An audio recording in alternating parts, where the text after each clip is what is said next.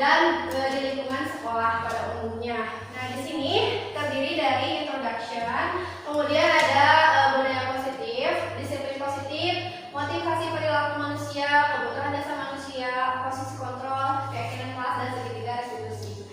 Baiklah, kita akan membahas poin-poin ini satu persatu, dimulai dengan introduction atau pengenalannya, di mana di sini yang melatar belakangi budaya positif ini yaitu Ki Hajar Dewantara menjelaskan bahwa tujuan pendidikan yaitu menuntun segala kodrat yang ada pada anak-anak agar mereka dapat mencapai keselamatan dan kebahagiaan yang setinggi-tingginya, baik sebagai manusia maupun sebagai anggota masyarakat. Nah, dalam proses menuntun ini, anak tidak diberikan kebebasan yang begitu saja ya, namun anak itu diberikan kebebasan di mana kita sebagai pendidik ini berperan sebagai pamong dalam memberi tuntunan dan arahan agar anak tidak kehilangan arah dan membahayakan dirinya.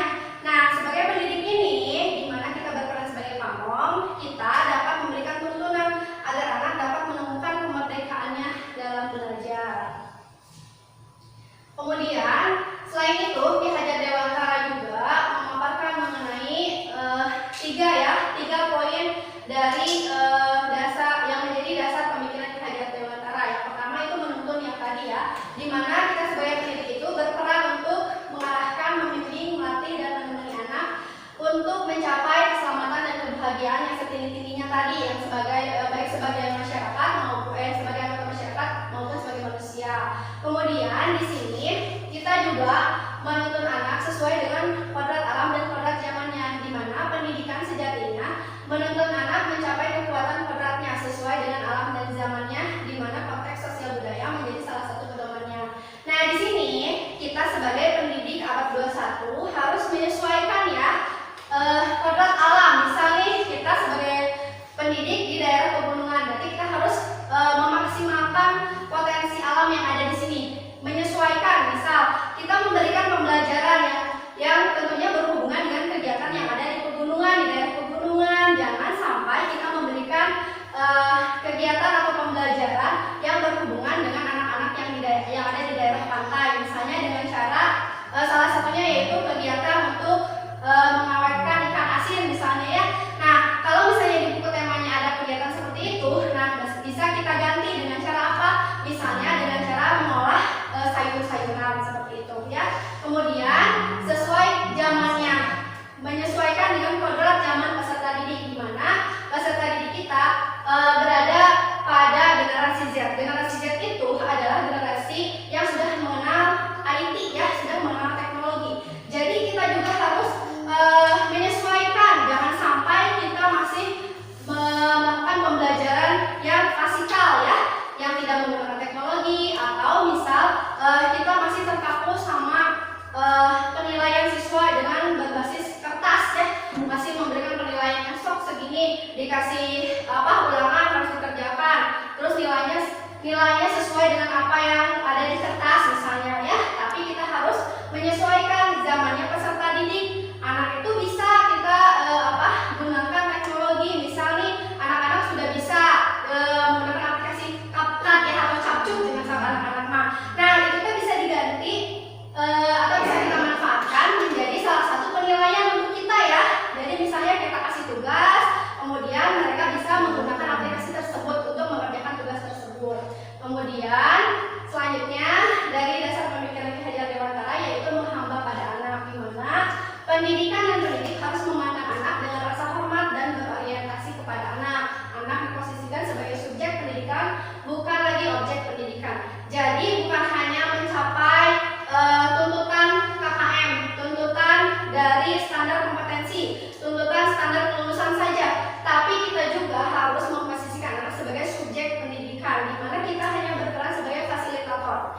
Nah, kalau di kelas saya itu si anak-anak itu buka buku temanya, udah langsung Bu pengen belajar ini, Bu pengen belajar itu. Jadi mereka langsung yang mengajukan idenya. Jadi saya bukan tipe guru yang berurutan tema 1, pembelajaran 1, pembelajaran 2 berurutan setiap hari seperti itu. Tidak. Kalau saya tema itu banyak yang dilewat. Yang penting si anaknya merdeka tapi mencapai apa yang menjadi tujuan kita begitu. tidak menggunakan kurikulum merdeka, tapi kita sudah memberikan anak untuk belajar sesuai dengan ritmenya, sesuai dengan kecepatannya, dan sesuai dengan minatnya. Itu salah satu dari ciri kelas merdeka seperti itu. Nah, karena kan di buku tema mama diulang-ulang ya, ibu dan bapak diulang-ulang pembelajarannya itu kalau misalnya ide pokok, selanjutnya ide pokok lagi. Tapi kalau misalnya si anak sudah bisa, sudah mengerti, ya sudah lewat. Jadi kita langsung beralih ke pembelajaran selanjutnya seperti itu. Kemudian di sini subjek pendidikan itu anak yang menentukan sendiri. Nih kan kalau biasanya kita ngasih tugas, tugasnya itu harus bentuk laporan seperti itu ya misalnya. Nah kalau sekarang mah biarkan anak sendiri menentukan sendiri tugasnya mau dalam bentuk apa, mau dalam bentuk tabel misalnya, atau mau dalam bentuk membuat infografis misalnya ya, atau misalnya dalam bentuk tuh abang menyerap data dalam HP kan misalnya, boleh seperti itu ya. Jadi bebaskan anak-anak untuk belajar sesuai dengan minatnya agar mereka mencapai sendiri pengetahuan dan kompetensinya sesuai dengan kodratnya masing-masing seperti itu. Kemudian di sini ada budaya positif. Nah, budaya positif ini sesuai dengan standar nasional pendidikan, di mana lingkungan yang positif sangat diperlukan agar pembelajaran yang terjadi adalah pembelajaran yang berpihak pada murid, sebagaimana tertuang dalam standar proses nasional pendidikan pasal 12, yaitu nomor satunya pelaksanaan pembelajaran sebagaimana dimaksud dalam pasal 10 ayat 2 huruf B, yaitu diselenggarakan dalam suasana belajar yang interaktif, inspiratif, menyenangkan, menantang, memotivasi peserta didik untuk berpartisipasi aktif dan memberikan ruang yang cukup bagi prakarsa, kreativitas, kemandirian sesuai dengan bakat, minat, dan perkembangan fisik serta psikologis peserta didik. Nah, seperti apa yang sudah saya sebutkan bahwa kelas yang merdeka itu ciri-cirinya yaitu anak itu belajar dengan menyenangkan ya, dan interaktif. Jadi mereka aktif untuk mengeluarkan pendapatnya. Bu mau belajar ini, Bu mau praktek ini. Mereka sendiri yang berpartisipasi aktif dalam pembelajaran sebagai subjek pendidikan, bukan objek pendidikan. Nah, di sini ada juga latar belakang dari budaya positif. Untuk apa budaya positif itu? Nah, selama seseorang merasakan tekanan-tekanan dari lingkungan, maka proses pembelajaran sulit terjadi, dan salah satu tanggung jawab kita sebagai pendidik adalah menghilangkan atau mencabut gangguan-gangguan yang menghalangi proses pengembangan potensi murid. Maka kita sebagai pendidik harus menciptakan lingkungan yang positif agar terbentuk budaya positif, di mana budaya positif ini terwujud melalui lingkungan yang aman dan nyaman dengan memberikan kemerdekaan kepada murid untuk berproses, belajar, dan bertumbuh. Tadi ya, beda kalau misalnya muridnya itu menjadi objek pendidikan. Jadi kalau misalnya kita harus beres tema 1, ya udah si anak itu dipaksa harus beres gitu kan ya. Apalagi waktu daring misalnya harus mengerjakan tema 1 sampai beres pembelajaran 1, misalnya sehari pembelajaran 1 semua diisi yang si anaknya. Tapi ada yang nempel nggak di otak mereka? Apakah pengetahuannya langsung mereka dapatkan? Tidak kan? Tapi hanya ngagudrut deh gitu ya, hanya menulis saja. Apalagi yang dikerjakan sama orang tuanya. Bujang-bujang masuk ke otak mereka, bujang-bujang mereka dapat pengetahuannya. Yang ada cuma capek aja nulis gitu ya. Jadi, nah di sini mah untuk belajar kita selaku pendidik masa kini ya, abad 21, kita biarkan anak-anak untuk berproses belajar dan bertumbuh agar pengetahuan itu dikonstruksi sendiri, dibangun sendiri oleh mereka masing-masing. Jangan cuma mengandalkan buku tema dan pencapaian kompetensi semata gitu. Nah, kemudian apa saja yang termasuk dengan budaya positif itu ada apa saja? Nah, dalam membangun budaya positif tersebut dibutuhkan suatu strategi untuk menumbuhkan lingkungan yang positif, yaitu dengan mengetahui kita mulai dari mana nih untuk agar lingkungan kita di sini menjadi lingkungan yang positif tadi ya, memiliki budaya positif. Caranya yang pertama yaitu disiplin positif dan posisi kontrol guru. Yang kedua, teori kontrol dan teori motivasi. Yang ketiga, kebutuhan dasar manusia. Yang keempat, keyakinan kelas. Dan yang kelima, yang terakhir, segitiga restitusi. Nah, disiplin positif itu apa? Pasti sering mendengar ya, mendisiplinkan. Disetrap, dipayun, cenanya ngarah naon, biar disiplin. Nah, kita lihat dulu ya, sebenarnya disiplin itu apa. Nah, disiplin diri ini yaitu untuk mencapai kemerdekaan atau dalam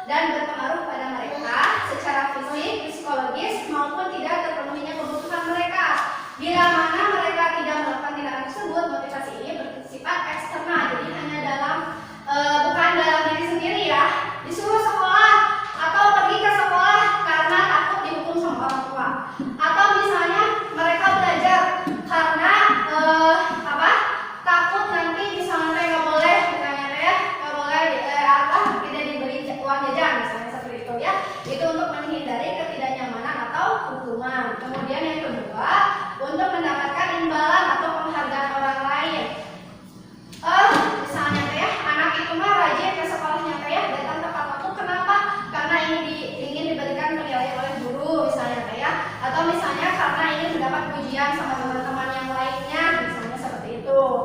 Nah, ini juga sama motivasinya dari eksternal ya, dari luar, bukan dari dalam diri sendiri, karena ingin dipuji ya, seperti itu. Tapi yang ketiga yaitu ada untuk menjadi orang yang mereka inginkan dan menghargai diri sendiri dengan nilai-nilai yang dipercaya. Nah, mereka melakukan sesuatu karena nilai-nilai yang mereka yakini dan hargai, dan mereka melakukannya karena mereka ingin menjadi orang yang melakukan nilai-nilai yang mereka yakini tersebut. Nah, ini adalah motivasi yang akan membuat seseorang memiliki disiplin positif, karena motivasi berperilaku ini merupakan motivasi internal ya, bukan eksternal lagi, tapi sudah diyakini dalam diri sendiri ya.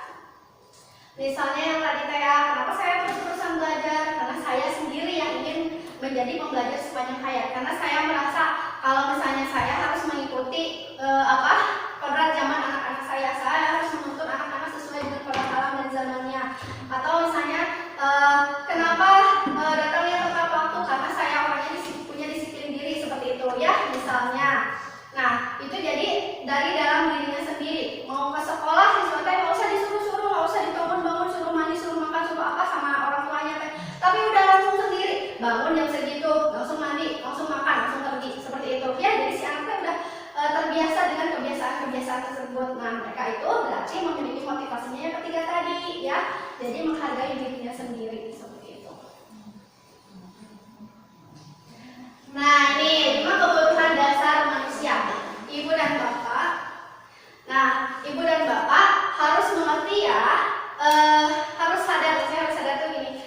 Setiap orang melakukan suatu kesalahan, melakukan suatu perbuatan, pasti ada kebutuhan dasar yang tidak terpenuhi ya. Nih, seluruh tindakan manusia memiliki tujuan tertentu. Semua yang kita lakukan adalah usaha terbaik kita untuk mendapatkan apa yang kita inginkan.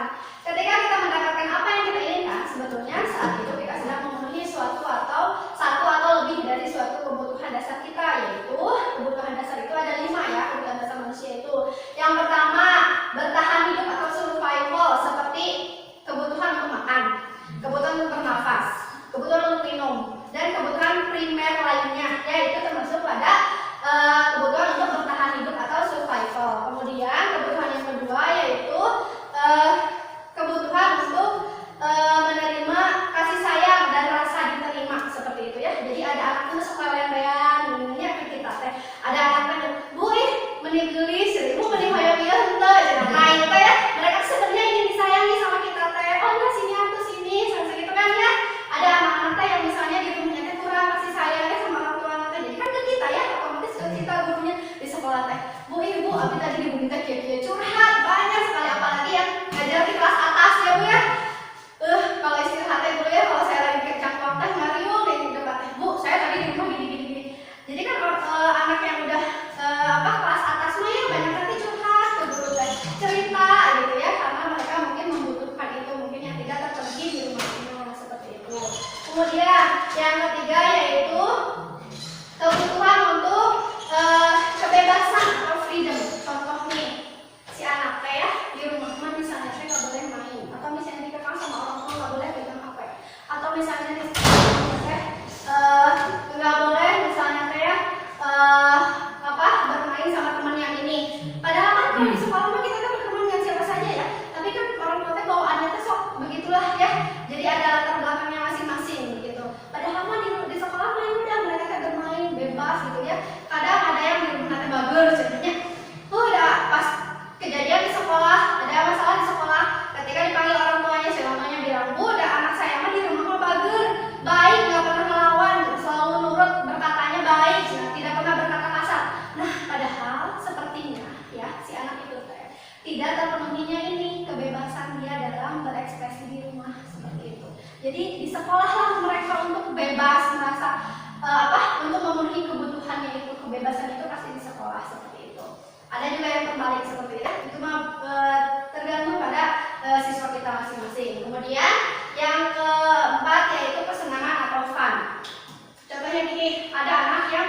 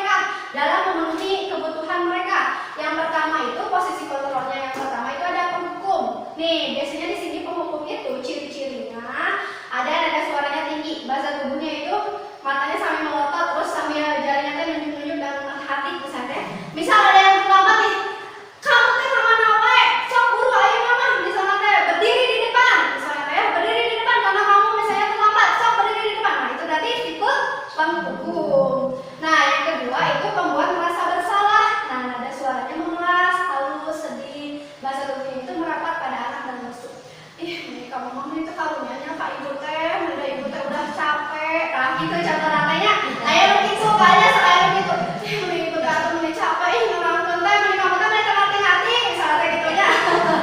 Nah itu kan terjadi karena anak kita merasa bersalah ya, atau misalnya teh anak kita belajarnya teh tidak sungguh-sungguh. Adik kamu nggak kasihan sama orang tua kamu, misalnya orang tua kamu teh ya udah mengeluarkan uang, udah membelikan seragam, buat bukunya buat membelikan bukunya, tapi kamu teh belajarnya nggak sungguh-sungguh. Kamu nggak kasihan sama orang tua kamu. Nah itu teh setidaknya jadi si anak teh kan merasanya bersalah begitu ya, merasa bersalah, merasa harus dikasihani gitu loh. Nah kemudian yang ketiga yaitu teman. Nah suaranya itu ramah, akrab dan bercanda. Terus bahasa tubuhnya itu menerapkan pada murid mata dan senyum jenaka. Nah ini kekurangannya itu, jadi si anak teh sudah terbiasa menganggap kita teman. Jadi ketika mereka melakukan kesalahan, terus kita ingatkan mereka, tunggu ya, nanti gue punya, sok gitu kan, tunggu lah, ya tunggunya, jadi mereka teh nawar ya, kayak di pasar. Kadang saya suka ada yang kayak gitu ya, kamu nawar kayak juga di pasar, dari mau di pasar, gitu.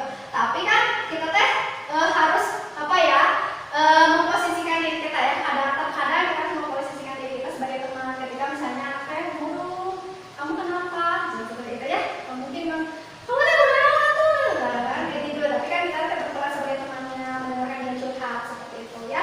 Nah kemudian yang keempat yaitu posisi kontrol pemantau. Nah di sini nada suaranya itu datar ya, bahasa tubuh yang formal. Nada suaranya datar. Nah, di sini pemantau itu hanya memberikan perhatian atau hukuman ketika misalnya ada tata tertib sekolah, ketika anak ada yang terlambat, dia tuh langsung gini, kamu tahu tidak tata tertib sekolah itu apa? Tahu bu, misalnya. Terus sanksinya apa? Sanksinya harus berkeliling lapangan misalnya. Ya sudah, sekarang kamu lakukan lari keliling lapangan. Nah itu pemantau. Jadi mengingatkan, kamu tahu nggak sanksinya untuk terlambat itu apa? Kamu tahu tidak sanksinya untuk tidak mengerjakan PR itu apa? Gitu ya. Jadi si anak teh langsung gitu ya dihukum. Tetap ini hukuman bentuknya ya ke mereka itu, sanksi atau hukuman. Kemudian posisi yang terakhir itu manajer. Nah ini nada suaranya tulus, kemudian bahasa tubuhnya tidak kaku dan mendekat kepada murid. Jadi ini gabungan dari semuanya, tapi tidak ada yang terhukum sama perbuatan besar ini, tidak ada. Teman bisa yang masuk ke manajer. Jadi manajer itu ketika siswa itu datang misalnya terlambat, manajer itu mengingatkan ke siswa, kamu pasti melakukan sesuatu ya sebelum ke sekolah misalnya. Ya bu, misalnya disuruh dulu sama ibu. Nah terus kamu tahu tidak kalau misalnya semua orang itu pasti pernah merasa bersalah? Iya bu, pernah. Terus semua orang itu pasti pernah terlambat ya misalnya. Iya bu. Terus kalau misalnya kamu tahu terlambat itu kenapa ya? Harusnya bagaimana ya supaya tidak terlambat misalnya seperti itu ya. Oh iya bu, harusnya tidurnya misalnya nggak terlalu malam. Terus kalau misalnya mau melakukan sesuatu tidak boleh misalnya pas mau masuk sekolah seperti itu. Oh iya, terus sekarang kamu mau apa untuk memperbaikinya? Nah gitu ya. Jadi si manajernya, jadi yang berperan sebagai manajer itu menerapkan tiga langkah yang tadi. Yang pertama itu memvalidasi tindakan pada siswa yang menstabilkan identitas. Jadi tidak semua orang itu benar ya. Tidak semua orang itu tidak pernah melakukan kesalahan. Semua orang itu pasti pernah melakukan kesalahan ya. Jadi kita kasih tahu ke siswa pelan-pelan seperti itu. Terus kemudian minta mereka untuk memperbaiki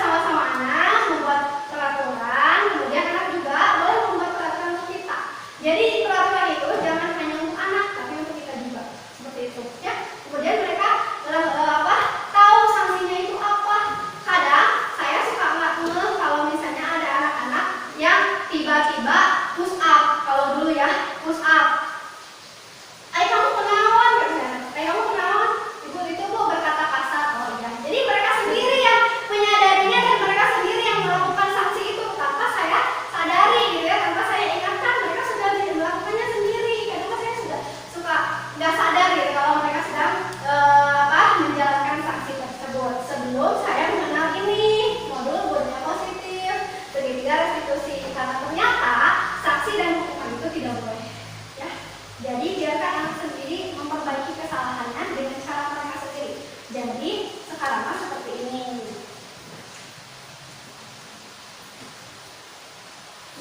Nah, di awal pembelajaran kemarin saya bersama anak-anak membuat keyakinan kelas. Kalau dulu mah yang saya tahu itu kesepakatan kelas, kalau sekarang namanya keyakinan kelas karena saya sudah mengetahuinya dari sini, sudah belajar dari sini. Kalau dulu mah tidak boleh membuang sampah. Nah, kalau sekarang mah yang namanya tidak dan jangan itu tidak boleh ditulis ya, tidak boleh ada dalam peraturan kita. Jadi harus menggunakan kalimat positif. Saya minta anak-anak untuk menuliskan apa yang boleh dilakukan dan tidak boleh dilakukan selama di kelas dalam kertas ini, satu kertas. Masing-masing anak kemudian menempelkan di depan, ini untuk anak perempuan, ini untuk anak laki-laki. Nah, di situ kita tahu apa saja yang menurut mereka itu harus menjadi peraturan selama di kelas. Jadi tanpa kita suruh, tanpa kita hukum, tanpa kita berikan sanksi, mereka sudah sadar karena mereka sendiri kan yang membuatnya.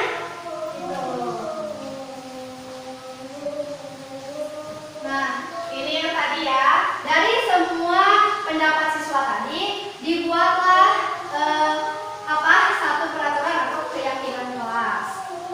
Nah, pembentukan keyakinan sekolah atau kelas ini yang pertama, keyakinan kelas bersifat lebih abstrak daripada peraturan yang lebih rinci dan konkret. Keyakinan kelas berupa pernyataan-pernyataan universal. Pernyataan keyakinan kelas biasa dibuat dalam bentuk positif. Keyakinan kelas mereka tidak terlalu banyak sehingga mudah diingat dan dipahami oleh semua warga kelas. Keyakinan kelas sebaiknya sesuatu yang dapat diterapkan di lingkungan tersebut. Kemudian semua warga kelas hendaknya ikut berkontribusi dalam pembuatan keyakinan kelas lewat kegiatan berpendapat yang tadi. Boleh misalnya angkat tangan, kalau tidak ada kertas yang ditempel boleh angkat tangan. So, kalian punya pendapat untuk peraturan di kelas, misalnya saya Bu membuang sampah pada tempatnya, misalnya seperti itu ya. Jadi tidak hanya selalu dengan kertas, boleh dengan cara apapun tergantung situasi dan kondisi ya. Kemudian bersedia meninjau kembali keyakinan kelas dari waktu ke waktu. Nah, seperti yang saya lakukan di awal pembelajaran tahun ajaran baru kemarin, saya sudah membuat kesepakatan kelas dan ditulis sama mereka di bukunya masing-masing. Tapi karena sekarang sudah tahu ini, belajar ini, yang tadinya ada kata tidak dan jangan itu dihapus, ya dihilangkan, dan kita kembali membuat keyakinan kelas yang tadi di awal semester ya. Nah, ini contohnya.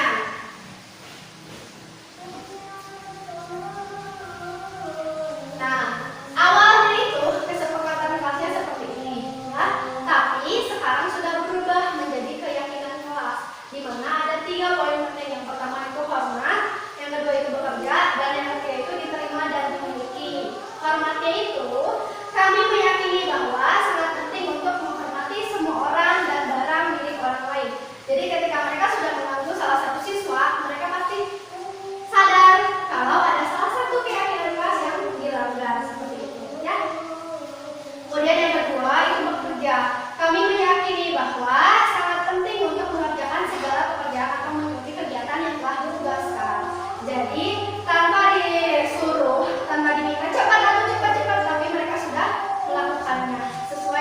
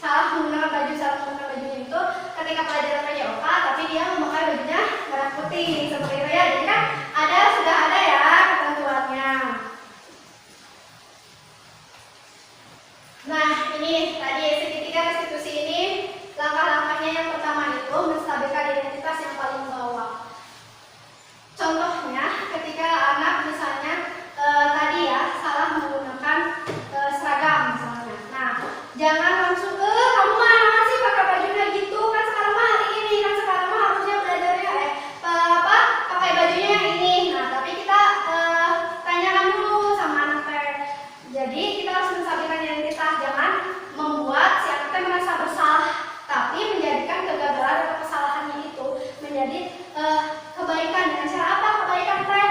Ya kebaikan untuk memperbaiki kesalahannya sendiri, gitu ya, dengan caranya sendiri. Yang pertama kalimat yang bisa kita gunakan yaitu setiap orang pasti pernah melakukan kesalahan, gitu ya. Misalnya Fitri salah menggunakan baju. Oh ya Fit, ibu juga waktu itu misalnya ketika ada pertemuan di mana atau misalnya hari apa, ibu juga pernah salah menggunakan baju. Nah, terus kamu juga bukan satu-satunya yang pernah melakukan ini, tentu semua orang juga pernah melakukan ini, termasuk ibu, misalnya seperti itu ya.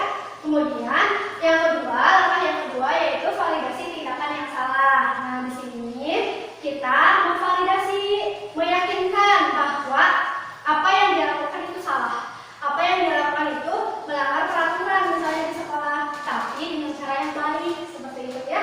Contoh kalimatnya apa? Contoh kalimatnya seperti ini. Kamu tentu punya alasan mengapa melakukan itu. Adakah cara yang lebih efektif untuk mendapatkan apa yang kamu butuhkan? Nah, ini yang kamu butuhkan ini berarti termasuk untuk memenuhi kelima kebutuhan manusia tadi ya. Nah, misal yang Fitri ini, saya nanya yang ini yang akan. Nah, Fitri, kenapa kamu menggunakan pakaian merah putih hari ini? Kamu tentu punya alasan kenapa tidak menggunakan pakaian olahraga. Oh iya Bu, sudah kemarin baju olahraganya salah, saya gunakan untuk bermain, jadi kotor. Jadi saya hari ini tidak menggunakan baju olahraga, karena dicuci sama mama. Nah, berarti kan si anaknya sudah menyadari ya kalau mereka salah nih, gitu ya. Bukan kita yang menyadarkan mereka, tapi mereka sendiri yang sadar, gitu ya. Nah, kemudian yang terakhir menanyakan keyakinan. Oke Fitri, nah sekarang keyakinan kelas apa yang mau kita sepakati? Atau misalnya kamu ingin menjadi orang yang seperti apa? Nah Fitri, jadi di sini kita menanyakan keyakinan ini dengan cara menanyakan kepada mereka apa yang akan mereka lakukan untuk memperbaiki kesalahan mereka tersebut. Nah, baik kalau Fitri, sekarang kamu mau gimana? Karena kamu sudah salah menggunakan baju, sekarang mau gimana? Oh iya Bu, saya mau minta maaf sama Kak Dila karena saya salah menggunakan bajunya. Oh iya. Terus apa lagi? Ya Bu, saya tidak akan menggunakan pakaian olahraga lagi untuk bermain. Nah, berarti kan mereka sendiri ya yang mencari apa? Solusi untuk permasalahan mereka sendiri. Mereka sendiri yang mencari cara. Nah, itu akan berdampak pada disiplin diri mereka sendiri, keyakinan diri mereka sendiri, bukan karena kita yang memberikan hukuman. Kan karena kalau misalnya dikasih hukuman ya pasti melakukan seperti itu lagi, berulang-ulang lagi. Padahal kita udah capek gitu ya memberikan hukuman misalnya. Tapi si anaknya terus-terusan seperti itu, yaitu karena kita tidak melakukan ini, gitu ya. Tidak ada kesadaran dalam diri mereka sendiri, seperti itu. Nah, kemudian yang terakhir nih, kita melakukan refleksi ya. Kemudian bagaimana caranya kita untuk menerapkan budaya positif ini di sekolah atau misalnya di kelas kita sendiri. Nah, yang ini yang keempat tadi. Yang pertama, kita bentuk keyakinan kelas ya, keyakinan kelas yang dibuat oleh semua anggota semua warga yang ada di kelas itu ya, termasuk kita. Kemudian yang kedua, menumbuhkan motivasi intrinsik melalui penerapan disiplin positif yang tadi ya. Jangan menjadi disiplin yang sifatnya eksternal tadi ya.